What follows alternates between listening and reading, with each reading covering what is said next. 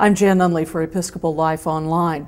I'm here with Presiding Bishop Katharine Jefferts Schori, who's just back from South America. Welcome back, Bishop. Hope you had a good time. It was wonderful.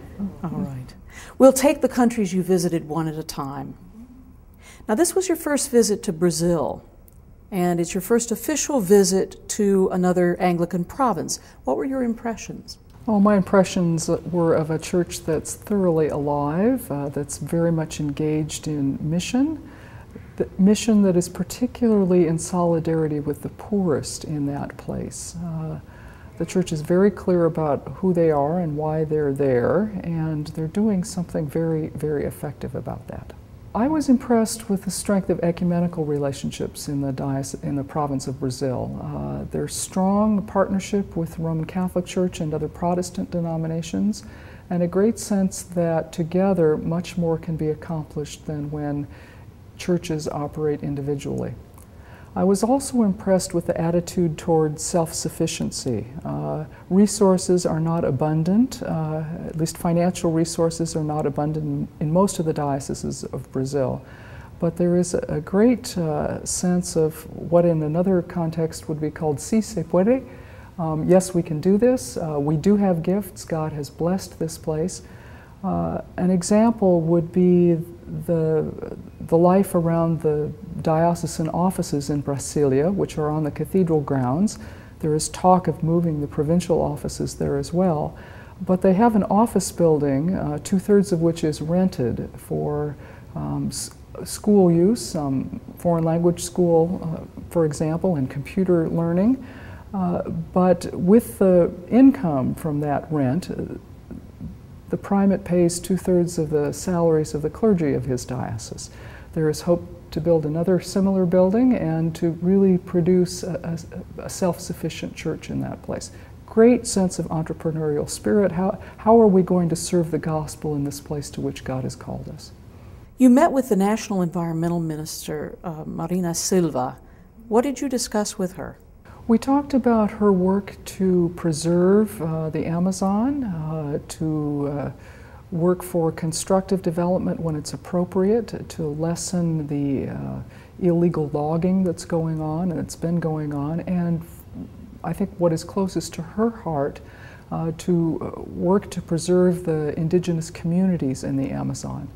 She herself comes from that cultural background, and the half a dozen bishops that went with us were really understanding the visit as an opportunity for pastoral support for her. And we prayed at the end. It was a remarkable experience. Is the church aware of this environmental emphasis? Are they involved in preservation efforts? Very much so. Each of the dioceses in its own way is working for constructive, appropriate development, development that considers the lives of the people who live on the land, in ways that respect the relationship between human beings and the rest of creation. Now, what's happening with companion diocese relationships between our church and the church in Brazil? There are several, but there is a great cry for more relationships. There's lots and lots of opportunity.